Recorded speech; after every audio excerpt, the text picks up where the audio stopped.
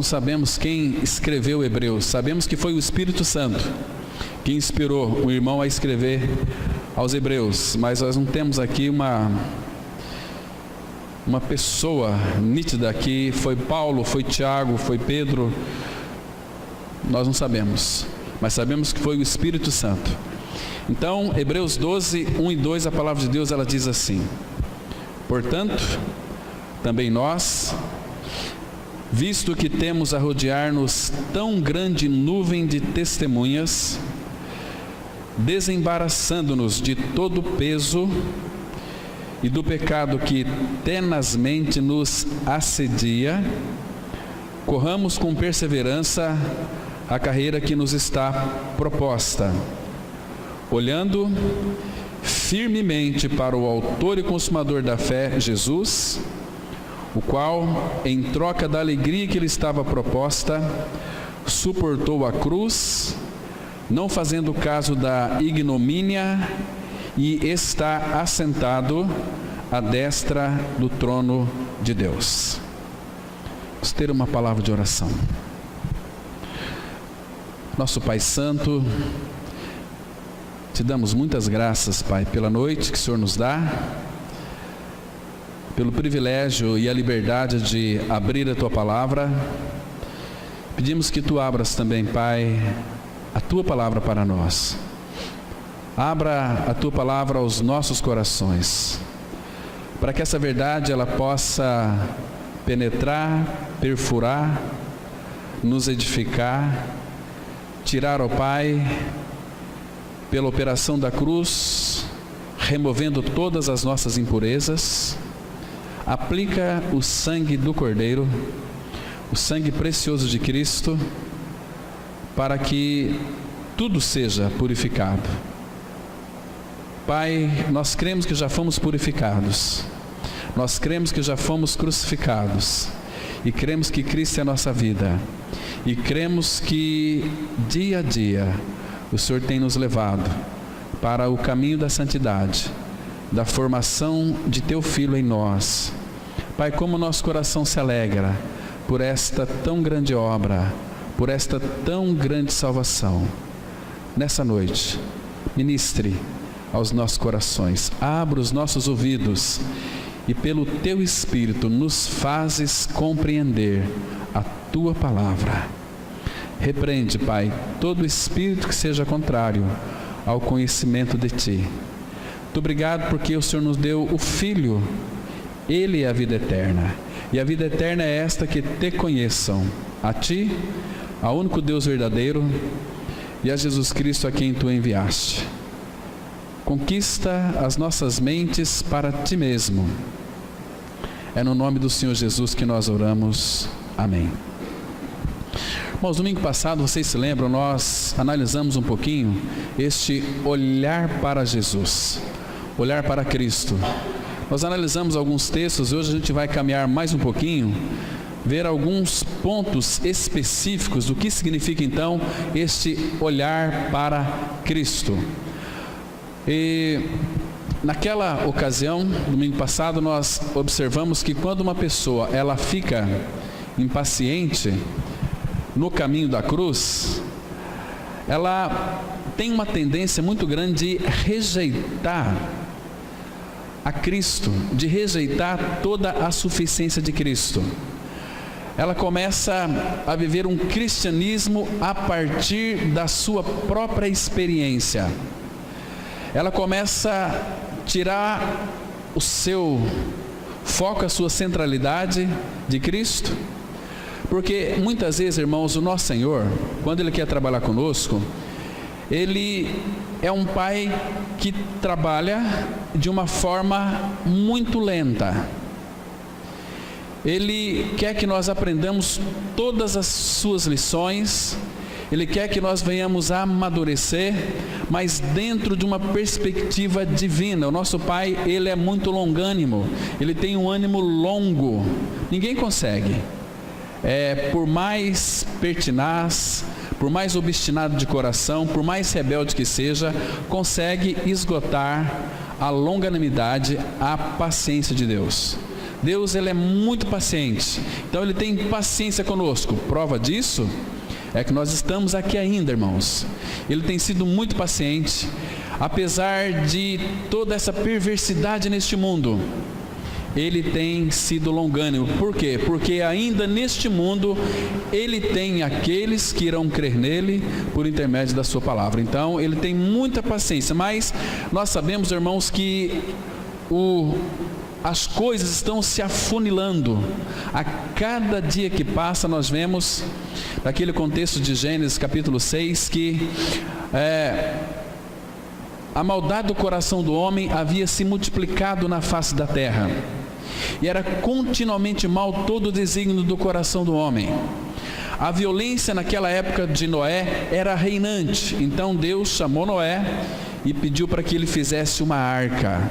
E durante 120 anos, Noé ali estava fazendo aquela arca e também pregando, porque, segundo o apóstolo Pedro, Noé foi o pregador da justiça. Ele estava ali apertando alguma coisa na arca e dizendo que iria chover, que Deus iria julgar aquele mundo antigo.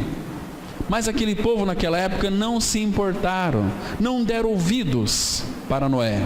Mas então chegou o grande dia em que Deus então, porque Noé havia concluído a obra, então Deus disse o seguinte: Noé, você vai pegar agora 2 animais de cada espécie, vai colocar na arca, muitos animais, pássaros e tudo quanto é tipo de animal, menos os peixes, porque eles iam para a água mesmo, não tinha necessidade.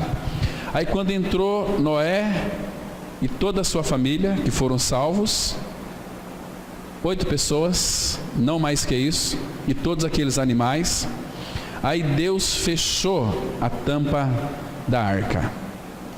E aí começou a chover. Aquele povo que estava desapercebido, que estava distraído, descuidado, aquele povo que não se importaram com a pregação de Noé, quando começou então aquela água subirem, e o povo começou a correr e se abrigar, não tinha para onde ir, muitos ali começaram a bater naquela arca: abre, Noé, nós cremos agora, nós cremos no juízo de Deus. Mas era muito tarde, não tinha mais possibilidade. Mas como que um Deus de amor pode deixar morrer? E eu creio que naquela época existia muitas crianças de peito, muitas mulheres grávidas, muitas mulheres que talvez naquele dia tinha gerado uma criança, mas pelo fato de não ter dado ouvido àquilo que Noé então pregou, todos eles foram tragados. Imagina só, eu sei que o coração de Noé talvez sofreu muito, vendo muitas crianças, muitos jovens, muitos adolescentes batendo ali na arca querendo entrar, mas não tinha mais jeito. Deus havia fechado a porta da arca. Deus deu para eles uma oportunidade de 120 anos para crerem, mas eles não creram. Então chegou o grande dia do juízo, e todos eles foram tragados. Queridos, nós estamos vivendo nesta era os últimos dias. Jesus está voltando para buscar a sua igreja. O povo que se diz evangélico, entre aspas, não está dando ouvidos à palavra de Deus. Estão buscando aquilo que Cristo tem para dar, não aquilo que Ele é. Não estão buscando o Senhor, não estão se importando com o Senhor. E Jesus vai dizer em Mateus 27, diz o seguinte, que assim como foi nos dias de Noé, será nos dias da vinda do Filho do Homem. O povo comiam, bebiam, casavam e davam-se em casamento. Então, a volta do Senhor será iminente e Ele vai vir buscar aqueles que o aguardam para a salvação. Você está aguardando o Senhor? Você tem desejo que Ele volte? Se esse aqui não for o teu pensamento, se esse não for o seu desejo, você está fora de foco. Você não ama o Senhor, porque quem ama o Senhor deseja que Ele volte. E Paulo vai dizer: aquele que não ama o Senhor seja amaldiçoado, seja um maldito. A gente sabe, irmãos, a gente tem conversado com muitas pessoas e nós temos tratado e conversado e perguntado sobre a questão de amar o Senhor. Queridos, as pessoas não estão amando o Senhor. E pelo fato de não amar a Ele, não estão obedecendo a Ele. E hoje, na hora do almoço, nós conversamos com algumas pessoas que uma grande evidência de que, de fato, nós cremos no Senhor, a evidência é que nós obedecemos ao Senhor. Então, a evidência de que você creu é que você de fato obedece. Se você não obedece, é porque você de fato não creu no Senhor. Amados, esse texto aqui, ele é tão precioso. A palavra fala que, portanto, também nós, visto que temos a rodear-nos tão grande nuvem de testemunhas. Quem que é essa grande nuvem de testemunhas? É todo o capítulo 11 aqui de Hebreus. Todos eles, se você observar, você pode ver que todos eles, esta nuvem de testemunhas. Então, ele diz aqui, para nós nos desembaraçar de todo peso, porque qualquer peso que você tenha e que você não entrega ao Senhor, isso vai exaurir as suas forças espirituais. É para desembaraçar desses pesos, ou seja, entrega para aquele que possa carregar. Às vezes nós ficamos sofrendo com um problema, mas nós não entregamos para o Senhor. E esse problema nosso começa a ficar pesado, e a gente de repente fica aí totalmente estirado no chão, sem nenhuma força para levantar depois. Vamos desembaraçar disso, entregando para o Senhor. A palavra fala que entrega teu caminho ao Senhor, confia nele e Ele tudo fará. E fará no tempo dele, na maneira dele, não como nós às vezes pensamos e somos imediatistas. Deus, a palavra fala lá em Isaías 64:4, que Deus, Ele trabalha para aquele que nele espera. Isaías 64:4. Deus só vai trabalhar para aquele homem, aquela mulher que espera nele, espera o agir dele. Queridos, nós precisamos de cuidar da nossa impaciência. A palavra fala em Provérbios que todo precipitado ele peca.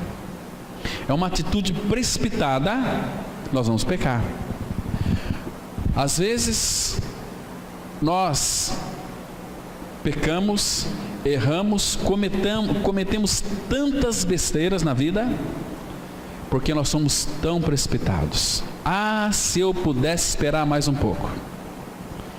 Conversei com muitos jovens que hoje são casados, atendo muitos casais jovens que já se separaram.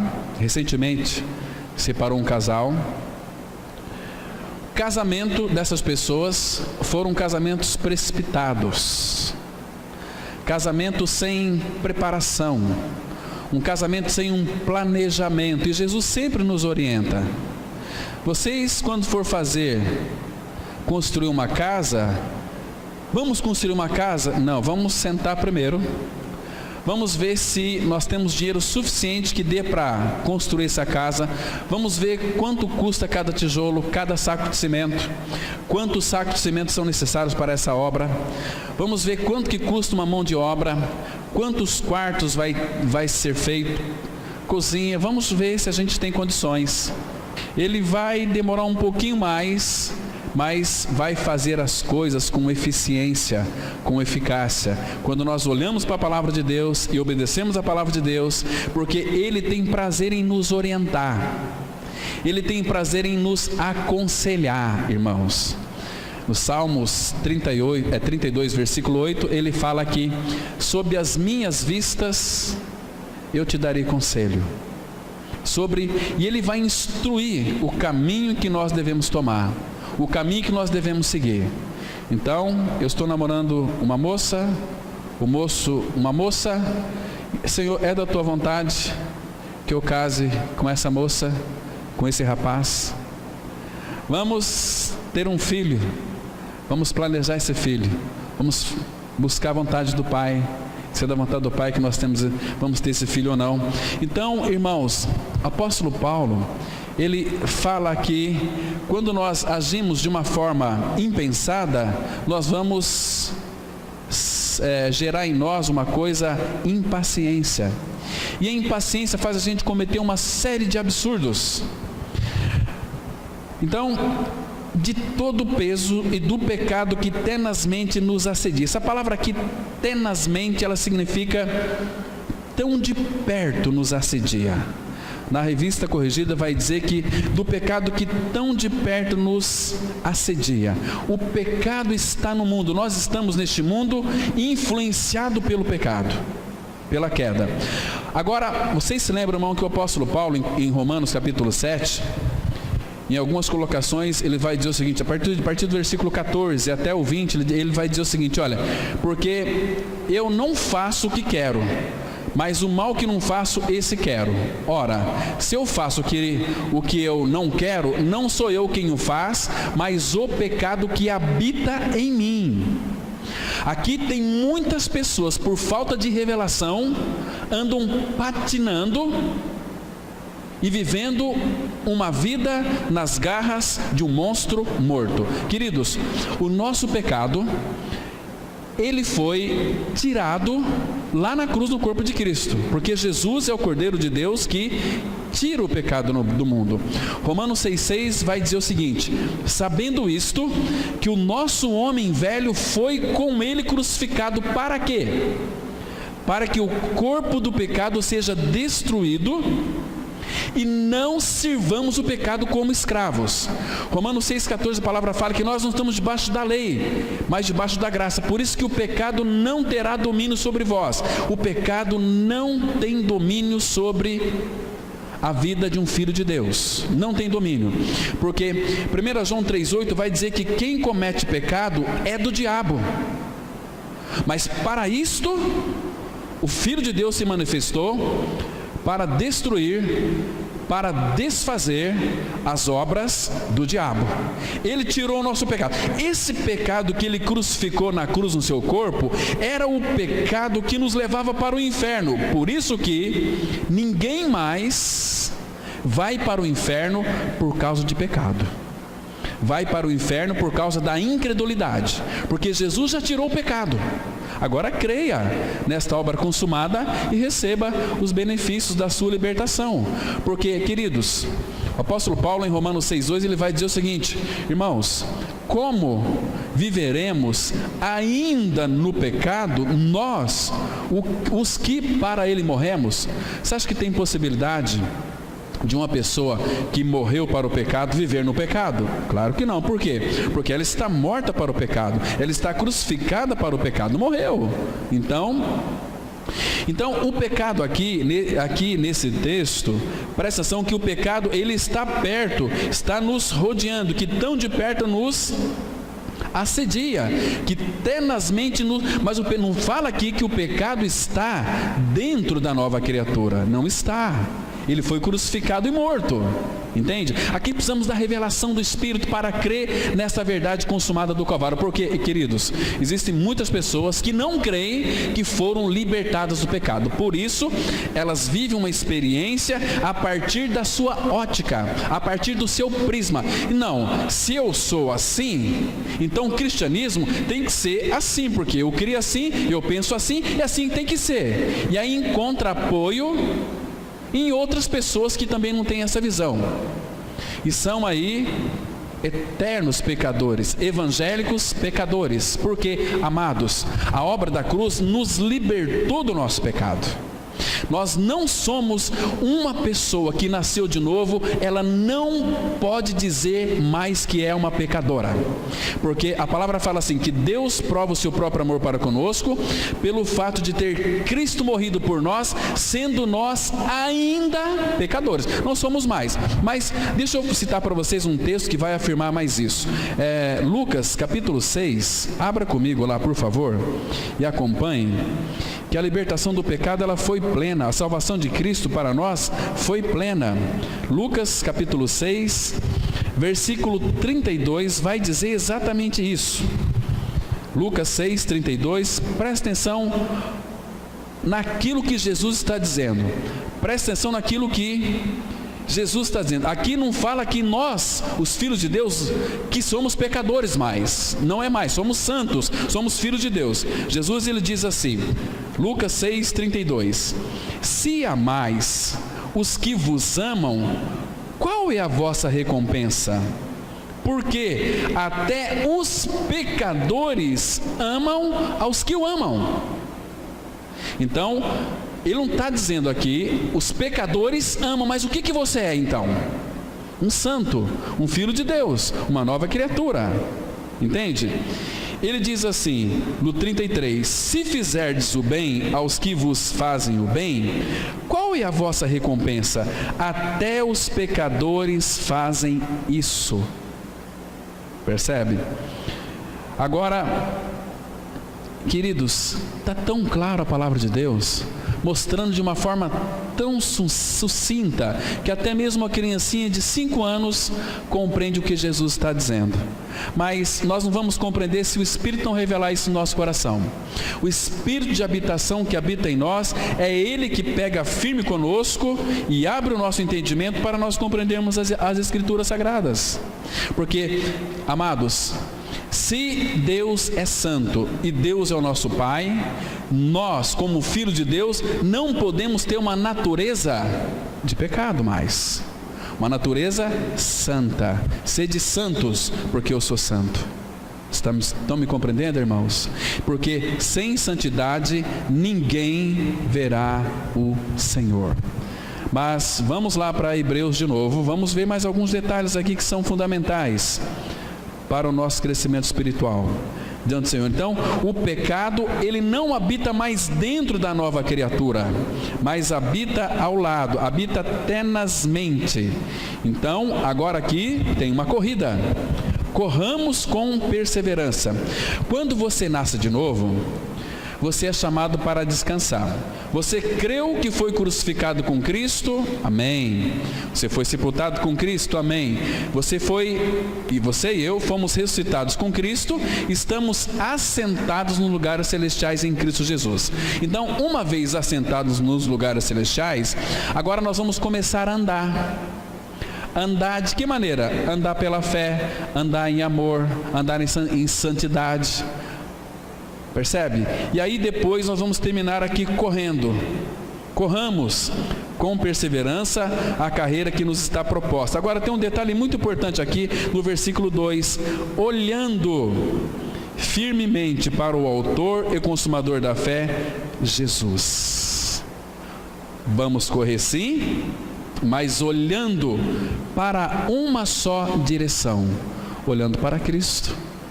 Não podemos olhar para as circunstâncias, porque se nós olharmos para as circunstâncias, nós vamos, de fato, naufragar na fé. Se nós olharmos para este mundo, para tudo que está acontecendo, nós vamos, ou então, ficarmos muito tristes, ou então vamos amar o mundo. Vamos festar. Este mundo, essa vida foi feita para viver. Vamos curtir a vida então, né? Curtir que vida? Uma vida que se acaba na sepultura. Então, Paulo falou com muita tristeza no coração, dizendo que Demas me deixou amando o presente século. E João vai dizer o seguinte: não ameis o mundo, nem as coisas que há no mundo, porque quem ama o mundo, o amor do Pai não está nele. Este mundo é uma rede, este mundo é bonito, é cosmos, que vem da palavra cosmético. Cosmético é para embelezar as mulheres, passar aqueles cosméticos, deixar as mulheres mais bonitas ainda do que já são, né? Então o mundo ele é muito lindo, ele é atraente, ele é maravilhoso, mas é rede. Este mundo é uma rede invisível, como aquele peixinho, ele cai na rede, aí depois não tem mais como sair de lá.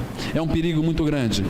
Queridos, Jesus Cristo, ele disse aqui, o qual em troca da alegria que lhe estava proposta, suportou a cruz, não fazendo caso da ignomínia.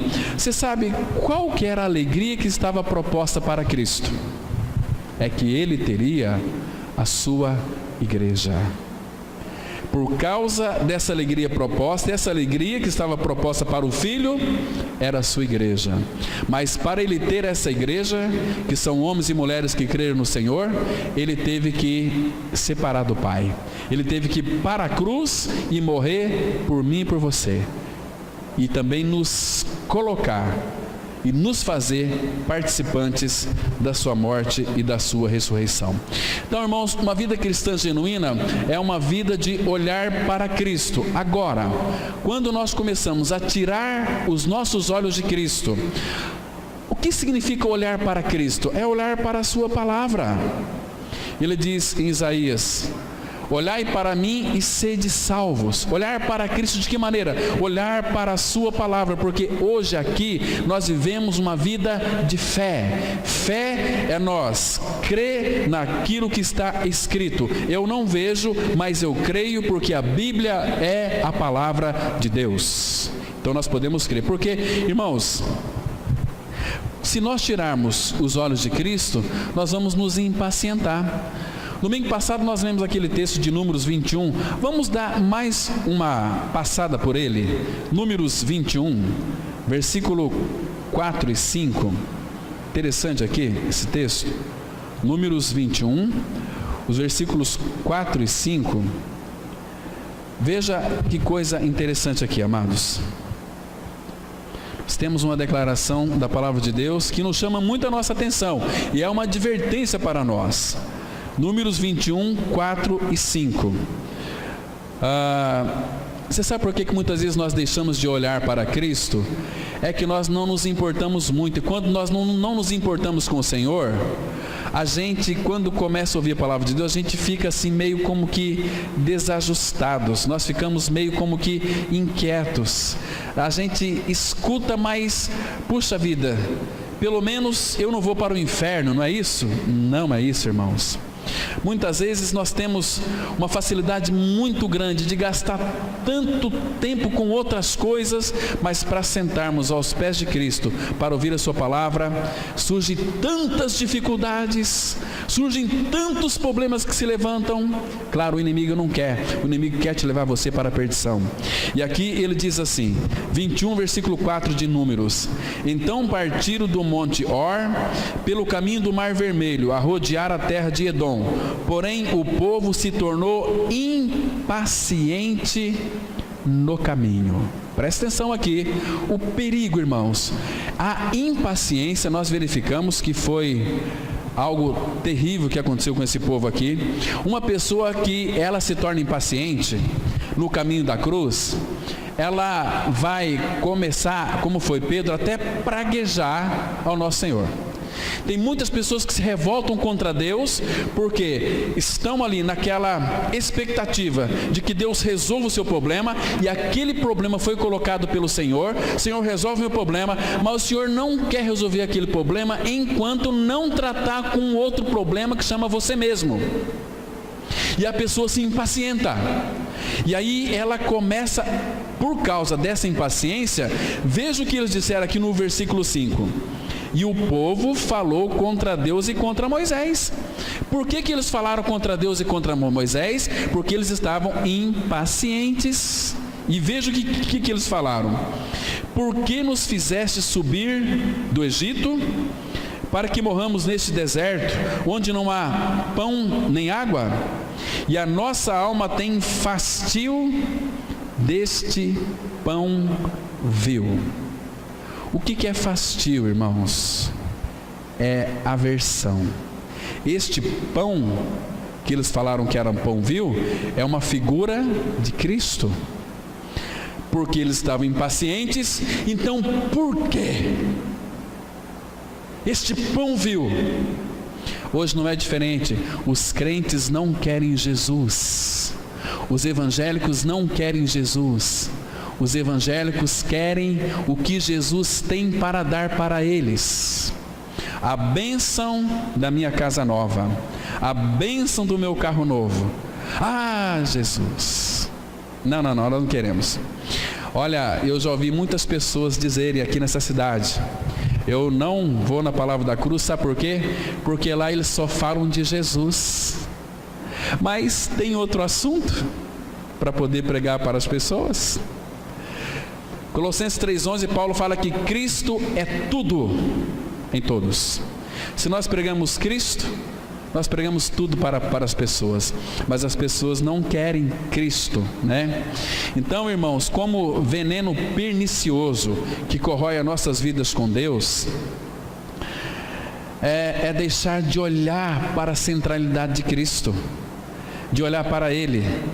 Olhar para Jesus, irmãos, é esperar pelo Senhor, para que Ele haja, para que Ele trabalhe, para que Ele faça de uma forma perfeita. Ele não perdeu o controle de nada. Quando Lázaro estava enfermo, vocês se lembram? Lá em João 11, deram o recado para Jesus: olha, Lázaro, teu amigo está doente. E Jesus disse para os discípulos: olha, esta enfermidade não é para a morte, é para que o nome do Pai seja glorificado em Lázaro. Passou-se algum tempo, trouxeram a notícia: olha, Lázaro, seu irmão, morreu. Jesus ainda ficou lá mais 2 dias, depois ele foi. Quando chegou lá, fazia 4 dias que Lázaro estava morto.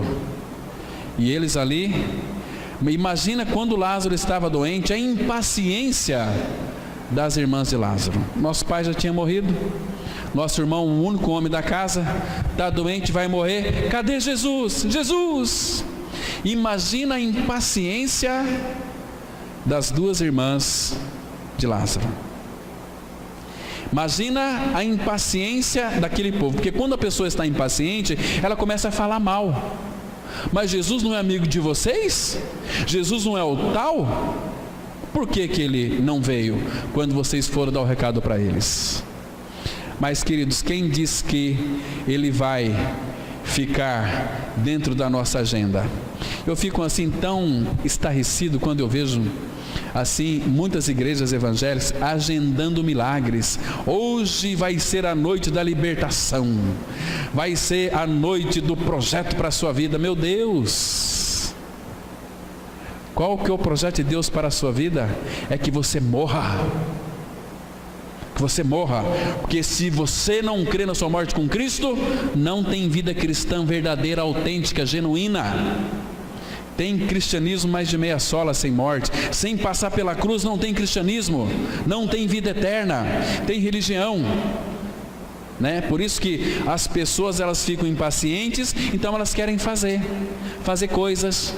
Quando Moisés subiu naquele monte que Deus chamou para para dar para Moisés o testemunho dele, qual foi a reação do povo? O que o povo ficou ali desejando? Abra em Números, capítulo 32, né? Quando Moisés foi lá para o monte de Deus, que Deus havia chamado ele. Quando Moisés subiu naquele local para receber as tábuas do testemunho, o povo se impacientou. E o que eles fizeram? Sabe o que eles fizeram? Um bezerro de ouro. 32 de Êxodo, versículo 1, a palavra fala assim: mas vendo o povo que Moisés tardava, está demorando, cadê Moisés? Cadê o nosso líder?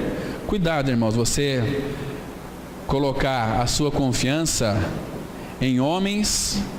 Todo homem tem o pé de barro. Não se fie em pastores. Pastores têm os pés de barro. Qualquer homem e mulher que assuma a liderança, não fique apoiado nas costas desse homem, dessa mulher. Tem os pés de barro. Moisés tardava em descer do monte, acercou-se de Arão e lhe disse: levanta-te, faze-nos deuses que vão adiante de nós, pois quanto a este Moisés, o homem que nos tirou do Egito, não sabemos o que lhe terá sucedido. Olha aí, irmãos, o versículo 6 agora. Então, por causa dessa impaciência, fizeram ali um bezerro de ouro fundido, aqui no versículo 4 diz assim: este Arão, recebendo-as das suas mãos, trabalhou o ouro com buril e fez dele um bezerro fundido. Então disseram: são estes, ó Israel, os teus deuses que te tiraram da terra do Egito. Então, veja aqui que interessante.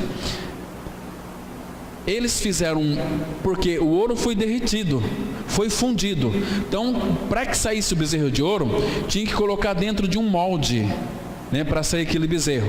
Aí depois tirou aquelas tábuas, saiu o bezerro de ouro. Queridos, o que as igrejas estão fazendo hoje? Pegando os moldes do mundo, trazendo para dentro das igrejas. Vocês sabiam, irmãos, tempo atrás uma irmã mostrou para nós uma foto de uma igreja evangélica, que para atrair os jovens, as meninas de short bem curtinhos, mostrando ali a polpa das nádegas, dançando funk, para atrair os jovens para dentro da igreja. Meu Deus do céu! Se os jovens não vier pela palavra de Deus, deixa eles ir para o inferno, porque Deus não tem outra coisa a não ser a sua palavra de salvação, o seu filho, né? Vamos colocar um globo aqui para parecer uma boate, né? Então os jovens gostam daquelas músicas do funk. Vamos trazer, isso aqui é profanar o templo do Senhor. Porque, irmãos, qualquer coisa que vai para o altar de Deus, se ele não sofrer um golpe de morte, Deus não aceita. Deus não aceita. Quando o povo de Israel colocava os sacrifícios em cima do altar, um animalzinho era morto e esfolado por dentro também, para ver se não tinha nenhum defeito para oferecer ao Pai. Ninguém, irmãos, vai diante do Senhor se primeiro não ter um golpe de morte. E o nosso golpe que levamos de morte foi lá na cruz, no corpo de Cristo. Fomos mortos com Ele, crucificados com Ele. Hoje nós podemos ir além do véu à presença do Pai, por causa de Cristo, pelo sangue de Cristo. Então eles fizeram aquele bezerro de ouro. Veja só o versículo 6. Isso aqui se assemelha muito com essas festas pagãs, né? Como o Natal, que o povo comemora, muitos comemoram, nem sabe por quê. Mas o versículo 6 diz assim: no dia seguinte madrugaram. Claro, as festas começam aí 8 horas da noite, vai até depois da meia-noite, madrugada dentro, né? Próximo final de semana vai ter a virada do ano, né? Então, no dia seguinte madrugaram, ofereceram holocaustos e trouxeram ofertas pacíficas, e o povo assentou-se para comer e beber, e levantou-se para divertir-se. E aqui não era momento para divertir, Deus iria estabelecer o seu juízo. Veja o versículo 7. Então disse o Senhor a Moisés: vai, desce, porque o teu povo que fizer sair do Egito se corrompeu e depressa se desviou do caminho que lhe havia eu ordenado. Irmãos, o homem e a mulher, ele tem pressa, faz de tudo para sair do caminho da centralidade de Cristo. Por quê? Tem outros valores maior do que o de Cristo. A nossa alma tem fastio deste pão vil, porque são impacientes. Nós queremos e Deus não faz, e Deus não acontece. Como que este Deus permite isto na minha família? Como que Deus permite que meu filho morra? Será que o teu filho queria o Senhor? Impaciência. Não conhece o Senhor, queridos, não conhece o Pai, não conhece a Ele. Hoje também as pessoas, elas são impacientes. Elas oram para determinado assunto e Deus não faz. Elas começam a levantar os seus bezerros de ouros.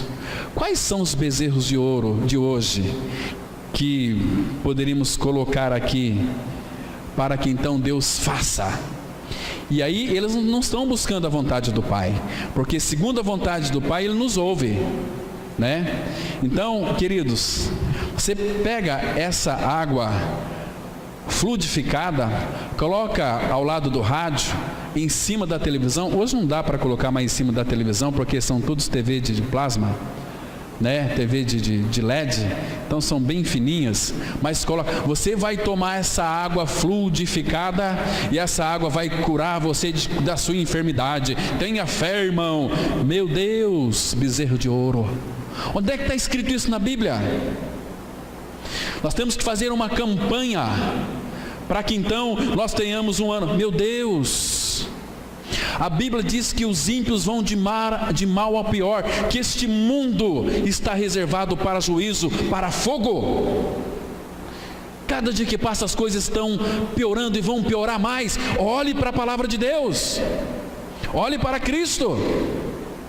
Nós temos que ter esperança neste mundo. Paulo diz assim: longe esteja de mim gloriar-me, a não ser na cruz de nosso Senhor Jesus Cristo, pela qual o mundo está crucificado para mim, morto para mim, e eu para o mundo. A gente vê, né, essas crentaiadas sem noção nenhuma, criticando os políticos, esses políticos corruptos. Não, senhor, são sim, mas coração de todo homem é corrupto, porque se colocar você lá, você também se corrompe. O coração do homem é corrupto, e depressa se desvia do Senhor, e vai fazer coisas para si, né? Então, o que mais que poderia substituir esse bezerro de ouro nos nossos dias, irmãos? Rosa ungida. Aquelas pedrinhas que vêm lá do mar da Galileia, coloca na sua casa, aquilo vai proteger dos maus espíritos. Meu Deus, que absurdo! A palavra de Deus vai mostrar no Salmo 121, versículo 4 e 5, que o Senhor é quem te guarda. Você vai confiar em pedrinhas ou no Senhor? O Senhor, Ele guardará a tua alma. Hoje em dia a gente fica tão admirado com pessoas que falam o seguinte: olha, sabe, Cláudio, este mundo hoje está tão terrível, tantas maldades, tanta macumbaria, tanta feitiçaria, tantas coisas ruins, que a gente precisa de fazer uma campanha aqui, um sacrifício durante 15 dias. Meu Deus! Isso as pessoas fazem porque não crê naquilo que Deus disse. Porque abra sua Bíblia em 2 Timóteo capítulo 4, versículo 18. Amados, olha o que a Bíblia está dizendo aqui. 2 Timóteo capítulo 4, versículo 18. Percebe que o foco é o Senhor. Olha o que ele diz aqui na sua palavra. 2 Timóteo 4, versículo 18. O Senhor, não é pedrinha, não é rosa ungida, não é essas coisas que vêm lá da Terra Santa, não. É o Senhor me livrará também de toda obra maligna e me levará salvo para seu reino celestial. A Ele glória pelos séculos dos séculos. Amém. Queridos, pode se levantar o inferno inteiro, pode se levantar as hostes espirituais do mal, qualquer maldade, qualquer maldição que alguém lança sobre a sua vida. Se você é filho de Deus, a Bíblia diz: o Senhor me livrará, presente contínuo, me livrará também de toda obra maligna, não só de uma, mas de toda obra maligna. Essa mania que as pessoas trazem aí do espiritismo, traz a macumbaria para dentro das igrejas evangélicas, são os moldes do mundo para dentro daquilo que é sagrado, é profanação. E a Bíblia diz que o Senhor nos guardará de todo mal, de todo mal. O que mais, irmãos? Aquelas fitinhas, aqueles lenços, aquelas toalhinhas suadas, misericórdia. CCC, que o homem pode fazer? Nós vamos orar e Deus vai fazer. Vamos fazer aqui 12 dias de jejuns e Deus vai fazer. Vai fazer na sua cabeça. Porque nós estamos fazendo, Deus vai fazer? Não, senhores. Você ora, quem crê, ora, vai orar. E se Deus quiser fazer, Ele faz. Se for da vontade dEle. mas não é porque nós estamos aqui nos sacrificando que Deus vai fazer. Mas tem a busca do carro novo, né? É o bezerro de ouro. Essas coisas todas, alguns objetos, né, que tem aí para espantar demônios da casa. Meu Deus do céu, misericórdia. Uma vez foi eu e minha esposa na casa de uma pessoa. A sala, o quarto estava cheio de óleo. Aí eu falei: minha irmã, o fogão da tua casa está com problema? A parede está tudo lambrecada de óleo. Por que isso? Não, o pastor veio aqui e ungiu toda a casa porque disse que tinha demônio até debaixo da cama. Eu falei: meu Deus, o lugar que tem mais demônio é onde se prega a palavra de Deus. O lugar onde tem mais demônio é quando a Bíblia é aberta e você tem a liberdade de ler. Satanás vai fazer de tudo para você não ouvir a palavra, porque se você ouvir a palavra, você vai ter entendimento, vai ter os olhos abertos, vai poder crer na obra consumada do Calvário. E isso não é bom para o reino das trevas, porque o lugar daquele que não nasceu de novo é no subsolo do andar de baixo, chamado trevas. Então, queridos, a gente tem que parar com essas histórias aqui. Então, irmãos, Moisés, quando viu aquele bezerro de ouro, a primeira coisa que ele fez foi quebrar as tábuas da lei. Porque se ele não quebrasse, Deus iria julgar o seu povo naquele instante. Moisés quebrou, porque conhecia o Senhor dos senhores. Quebrou. Mas depois Deus julgou o povo. Ele fez uma separação, porque no meio daquele povo ali, que era povo de Deus, tinha muitos idólatras, amantes de si mesmos, amantes dos seus direitos, amantes dos seus gostos. Estavam todos ali, né? Mas Deus então fez aquela movimentação, usando Moisés para separar o povo dele. Separou o povo dele. E depois aqueles que não eram dele, mataram todos, fez um limpo. E mais uma vez, todas as coisas cooperam para o bem. Mas você vai dizer então, quer dizer que Moisés estava olhando para onde? Moisés estava olhando para Cristo. Quer ver só? Abra aí em Hebreus capítulo 11, Hebreus 11, versículo 24 em diante. Hebreus 11, 24, a partir do verso 24. Nós vamos verificar aqui, irmãos, que Moisés, ele estava contemplando aqui o Senhor. Veja só o 24. Pela fé Moisés, quando já homem feito, recusou ser chamado filho da filha de Faraó, preferindo ser maltratado junto com o povo de Deus. Presta atenção aqui que o povo de Deus é sempre maltratado, porque Moisés preferiu ser maltratado junto com o povo de Deus, a usufruir prazeres transitórios do pecado. Então o pecado, ele é gostoso, o pecado, ele é maravilhoso, mas é transitório.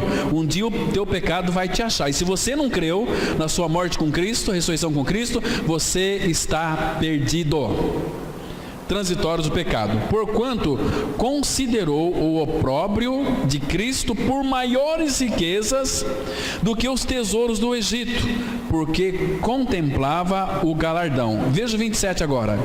Pela fé, ele abandonou o Egito, não ficando amedrontado com a cólera do rei, antes permaneceu firme, como quem vê aquele que é invisível.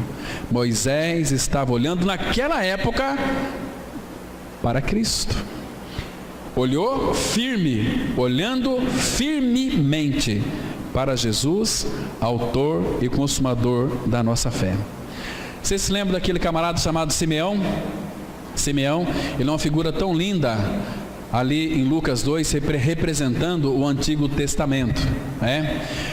Ele esperava a salvação que vinha do Senhor, e foi revelado pelo Espírito que ele não morreria sem que antes contemplasse o Salvador. E um dia chega Maria e José lá no templo para consagrar o Senhor Jesus. Quando Simeão estava ali aguardando a salvação de Israel, o que Simeão viu? Viu o Salvador. Imagina só, Simeão pegou no colo o seu Salvador. Abra lá em Lucas, é muito lindo esse texto, irmãos. Lucas capítulo 2, versículo 29 até 32. Lucas 2, de 29 a 32. Simeão, ele estava aguardando, mas ele, antes de morrer, ele olhou para Cristo.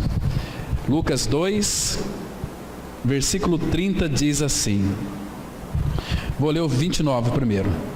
Porque agora, Senhor, podes despedir em paz o teu servo, segundo a tua palavra, porque os meus olhos já viram a tua salvação, a qual preparaste diante de todos os povos, luz para a revelação aos gentios e para a glória do teu povo de Israel. Imagina só, ele viu o seu Salvador ali, nos braços de Maria e de José.